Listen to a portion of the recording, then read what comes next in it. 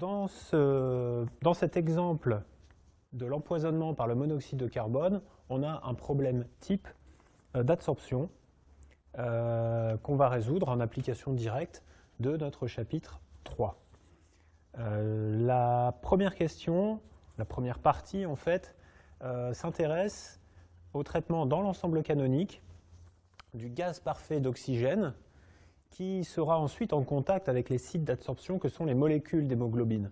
Mais on va l'étudier comme système à part entière dans cette première grande partie de façon à le caractériser entièrement pour la suite et notamment calculer son potentiel chimique. Donc le système dans cette première partie, c'est bien le gaz parfait de dioxygène qui est dans le contexte de notre problème, contenu dans les poumons et en équilibre thermique avec le reste du corps à 37 degrés Celsius, donc en unité de température de la physique statistique, 310 degrés Kelvin environ.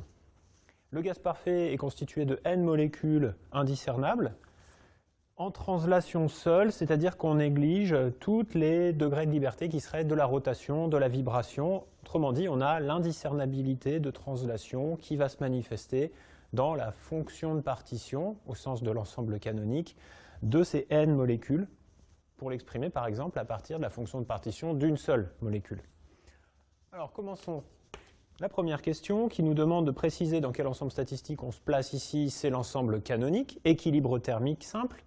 Le système c'est le gaz parfait d'oxygène dont le nombre de molécules grand N ne varie pas, et de nous donner l'expression ensuite de la fonction de partition de ce système, en fonction de grand N, le nombre de molécules, et notamment la densité quantique petit nq, dont on nous rappelle l'expression. C'est sympa parce qu'elle n'est pas évidente.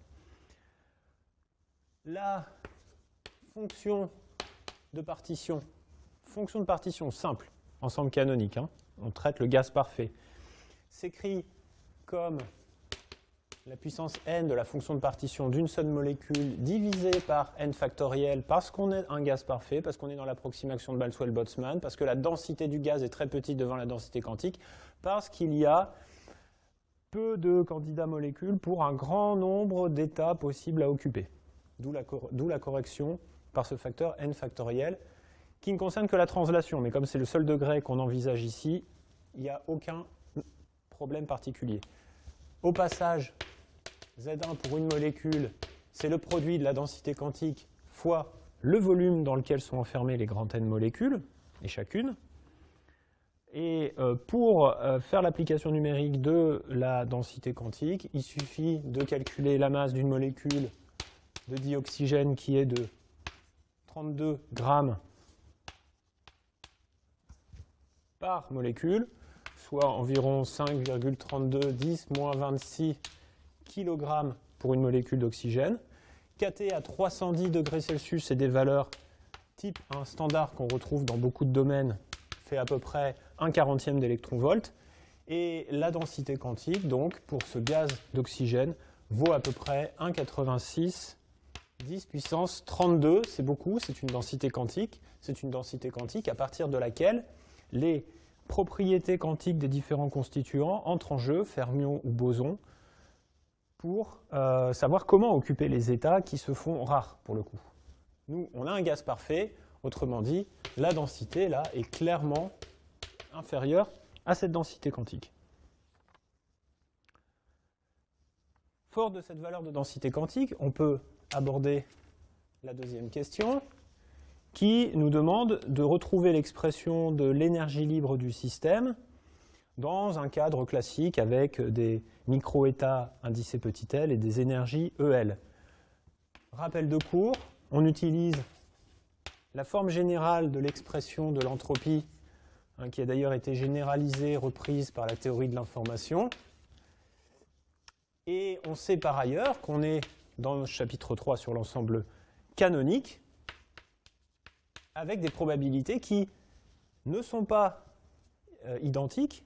Le système n'est pas isolé, il est en équilibre thermique, et on avait démontré en cours l'expression de ces probabilités à l'aide du fameux facteur de Boltzmann, que voici, la fonction de partition étant une constante de normalisation. Alors en injectant ça là-dedans, on obtient que E moins TS est égal à F qui est égal à moins kT log de Z.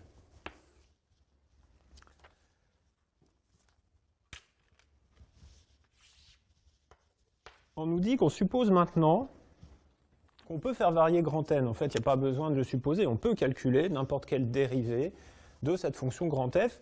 Et ici, bien sûr, la dérivée qu'on veut calculer, c'est la dérivée de grand F par rapport au nombre de molécules à T et V fixés. C'est une définition qu'on peut qualifier de canonique puisqu'elle est en équilibre thermique. Alors, connaissant l'expression de F, l'expression de Z qu'on a rappelée ici, avec l'expression de Z1 à l'intérieur, on obtient pour F, grâce à l'approximation de Stirling, appliquée à grand N et les autres facteurs, que c'est à peu près égal à moins kT grand N le log de NQ fois V, plus kT N log de N moins grand N. Donc en dérivant ça par rapport à grand N, vous voyez qu'il apparaît là et là, on a pour le potentiel chimique l'expression bien connue proportionnelle au log du rapport de la densité sur la densité quantique. Une petite remarque au passage, déjà faite en cours, ce rapport est très petit devant 1, donc ça c'est négatif, le potentiel chimique d'un gaz parfait est négatif, rien de troublant à ça, hein, l'augmentation d'entropie l'emportant sur l'augmentation d'énergie. Dernière question pour cette première partie, c'est de calculer la valeur du potentiel chimique en application directe de la formule. Pour ça, au préalable, il faut calculer la densité du gaz. On rappelle que c'est égal à la pression sur kT. La pression, on l'a fournie, elle est de 1,5 10 puissance 4 pascal, donc c'est bien des USI, newton par mètre carré. La constante de Boltzmann, 1,38 10-23, et la température de 300-310 Kelvin. Ça fait une densité de gaz parfait qui est de l'ordre de 3,5 10 puissance 24 par mètre cube. On voit que c'est beaucoup plus petit que la densité quantique, normale. Et on en déduit une valeur de potentiel chimique d'environ moins, c'est négatif, 0,48 électronvolts pour un éventuel problème d'adsorption traité dans un ensemble grand canonique où l'oxygène jouerait le rôle des molécules qui viennent se fixer sur un autre système d'études, chapitre 4, on aurait le potentiel chimique de ce gaz d'oxygène qui jusqu'à présent a constitué notre système d'études.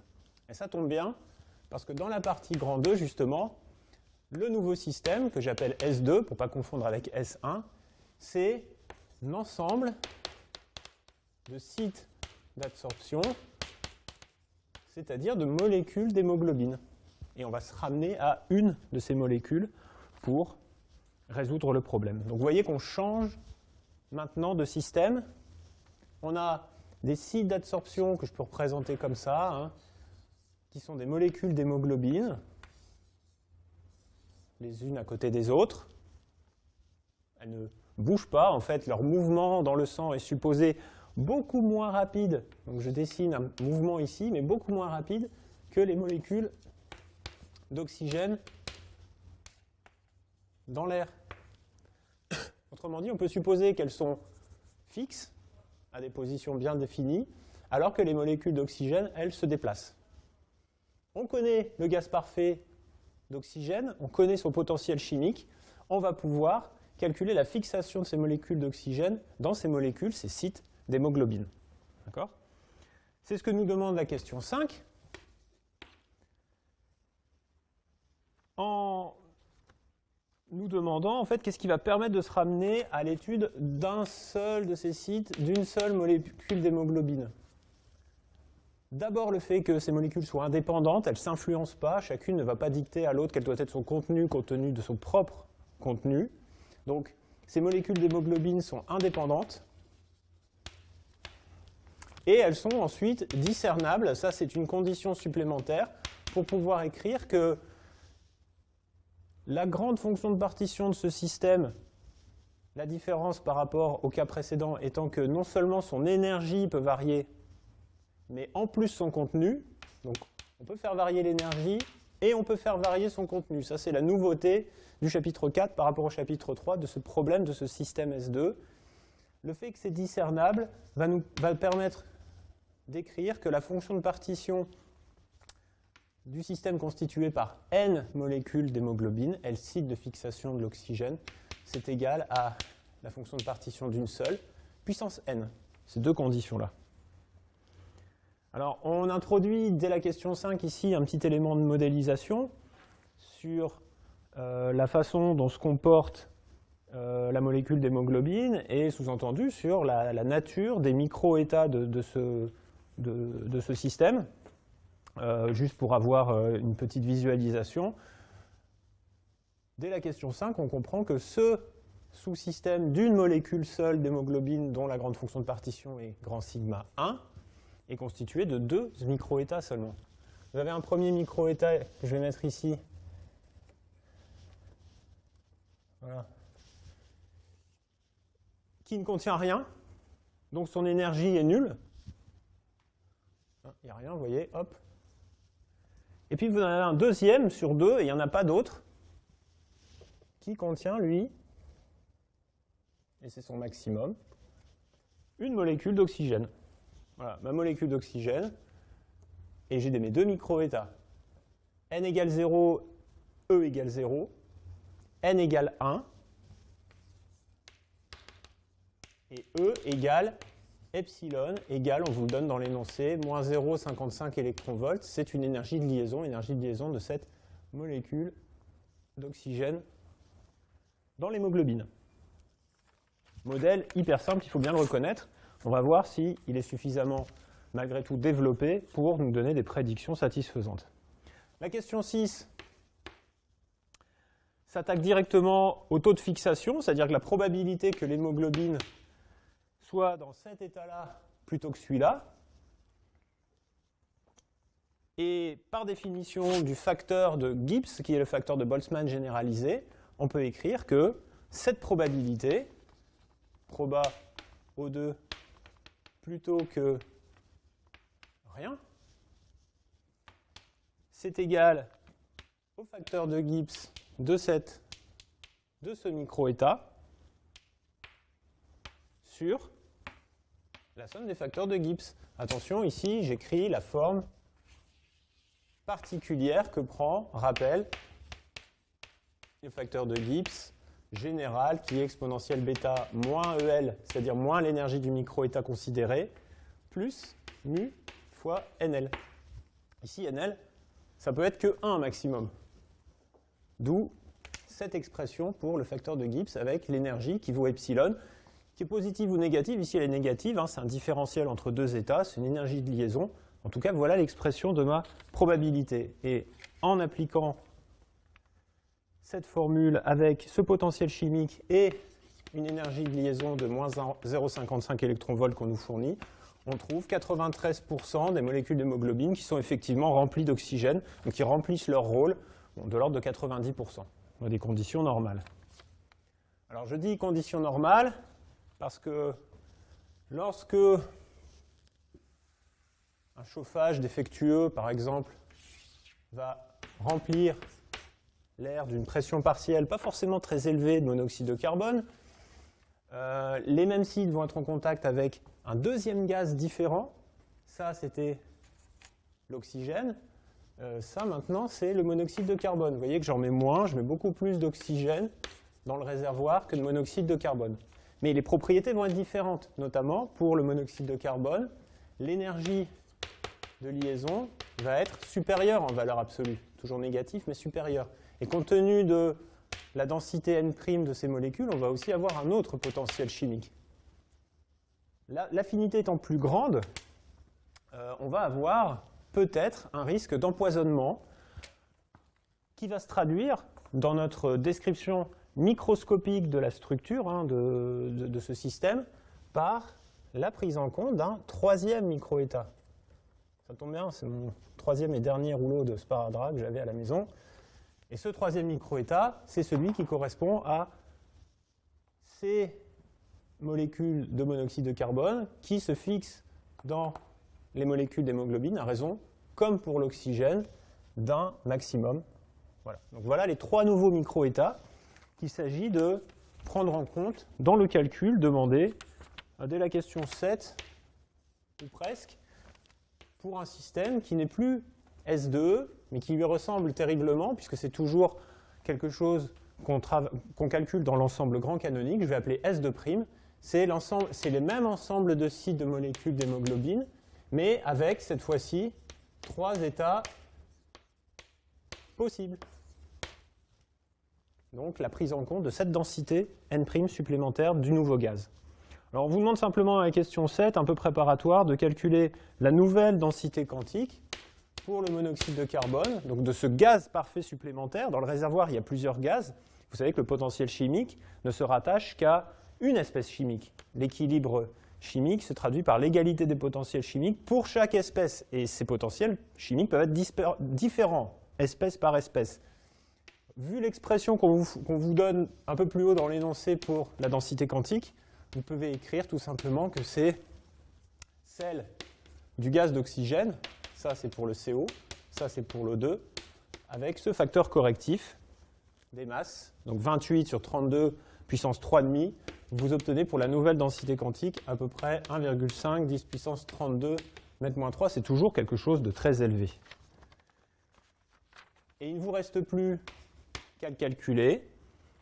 La grande fonction de partition pour ce nouveau système, donc pour une molécule d'hémoglobine, une valeur que je prime tout simplement pour montrer qu'elle est bien différente de celle du grand 2, avec uniquement l'oxygène, et c'est égal à la somme, par définition, la somme des facteurs de Gibbs, c'est-à-dire le facteur de Gibbs associé à n égale 0, à n égale 1 quand c'est de l'oxygène et qu'on a donc comme potentiel chimique mu et comme énergie epsilon, et le facteur de Gibbs associé à ce micro-état avec cette méchante molécule de CO, mu' et epsilon', qui ont des valeurs différentes. F', nouvelle valeur du taux de fixation de l'oxygène, qu'on veut maintenir au-dessus d'un certain niveau et qu'on espère proche de 100% pour que l'hémoglobine, vous savez, les petits bonhommes dans le dessin animé La Vie avec les petites poches pour porter les bulles, ici une bulle par poche, soit le plus nombreuse possible, le plus chargée possible en oxygène. Ce taux de fixation, c'est donc exponentielle bêta mu moins epsilon, toujours, comme ici, mais avec une fonction de partition différente. Et c'est ça qui va contribuer à le diminuer par rapport au cas précédent. Et effectivement, la dernière question nous demande de chercher à partir de quelle densité N', ce taux de fixation devient inférieur ou égal, on va prendre égal, à 10%. Imposer ça égal à 0,1, ça doit permettre de trouver N'. En fait, ça permet surtout de trouver, dans cette expression-là, d'abord le potentiel chimique, et connaissant ce potentiel chimique, mu', on en déduit N', puisque mu' est égal à kt log de N' sur NQ'. Donc, d'abord déterminer mu', ça revient tout de suite à obtenir N'. Alors, ce qu'on trouve, c'est que mu', en utilisant directement ça, est égal à epsilon' plus kt de log de 122,8. Ça, c'est quand je fais l'application numérique. Autrement dit, je trouve un mu' associé à cette fixation-là qui vaut à peu près moins 0,6 mètres, moins 0,62 électronvolts. Et donc un N' qui vaut à peu près 1,2 10 puissance 22 mètres-3 à comparer à N, pour rappel, qui était plutôt égal à 3,5 10 puissance 24 mètres-3. Autrement dit, à partir d'un N' à peu près 300 fois plus faible que N, à partir de 300 fois moins en concentration de CO que de O2, l'intégralité des molécules d'hémoglobine sont saturées de CO. Il n'y a plus que 10%, ce qui est largement insuffisant pour amener l'oxygène nécessaire au fonctionnement de l'organisme. Donc très très faible taux de fixation pour l'oxygène en présence de CO, et c'est ce qui le rend très dangereux, quelqu'un étant intoxiqué au CO, nécessitant des soins assez rapides dans des caissons hyperbares où la pression partielle d'oxygène est très forte.